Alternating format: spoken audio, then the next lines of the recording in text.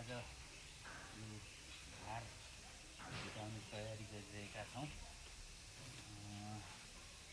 यो दायाँपट्टिको घारमा दायाँकै मौरीहरूलाई राख्ने, बायाँको मौरीहरूलाई बायाँतिरै राख्ने गरी निमोरी झुलेर त्यसरी राखेर घार फुटाउने तयारी गरिएको छ।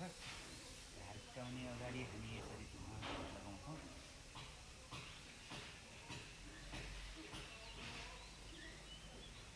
अनि हामीले तयारी गरिसकेका छौँ। यो यतापट्टि बायाँको राख्नलाई, यतापट्टि दायाँको राख्ने गरी हामीले तयारी गरेका छौँ।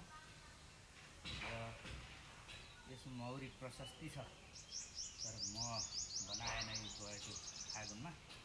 अब यसलाई अहिले घार विभाजन गरिसके पछाडि चाहिँ यिनीहरूले म यसपालि बनाउँदैन, आउनुको लागि तयारी हुन्छ।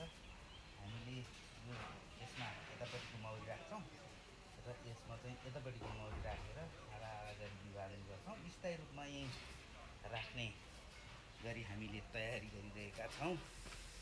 अब यो मौरीले राम्रोसँग रानो देखेको छैन, रानो पनि हेर्नुपर्ने छ, त्यो खालको अवस्था छ।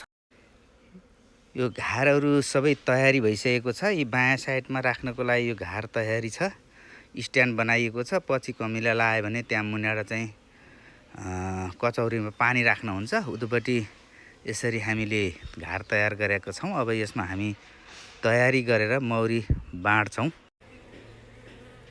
यसमा चाहिँ मौरी टन्नै छ। अहिले धुवा लगा भएर भित्र गएको छ। यी सबै फ्रेमहरू भरिएका छन्, तर हामीले यो धुवा लगाएर तल चाहिँ खसालेको हुनाले मौरी चाहिँ अहिले लुकेको अवस्था हो, तल गएर लुकेको छ। यसरी हामीले अब घार सार्छौँ। यतापट्टिको घारलाई यता फ्रेमलाई र उताको फ्रेमलाई उता गर्छौँ। यसमा सुपर राखिएको थियो पहिला, सुपर चाहिँ म नभएपछि हामीले निकाल्यौँ। हामीले यसरी चाहिँ पौने 2 फुट फुटमा चाहिँ बाक्सा, मूल बाक्साबाट टाढा बाक्सा राखेका छौँ। अब यसमा हामी मौरी भर्छौँ।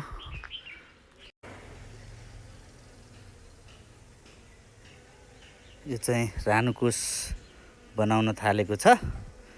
यो रानुकोष भएपछि रानी नभए पनि यिनीहरूले रानी तयार गर्छ। यो चाहिँ यतापट्टिबाट हामीले दायाँ साइडमा राखिरहेका छौँ। यो तल रानुकोष छ। यहाँ जम्मा 3टा भर्दैछौँ। यहाँ बाँकी छ अझै मौरी, टन्नै छ मौरी। उतापट्टि भर्नु बाँकी छ। पहिला यतापट्टि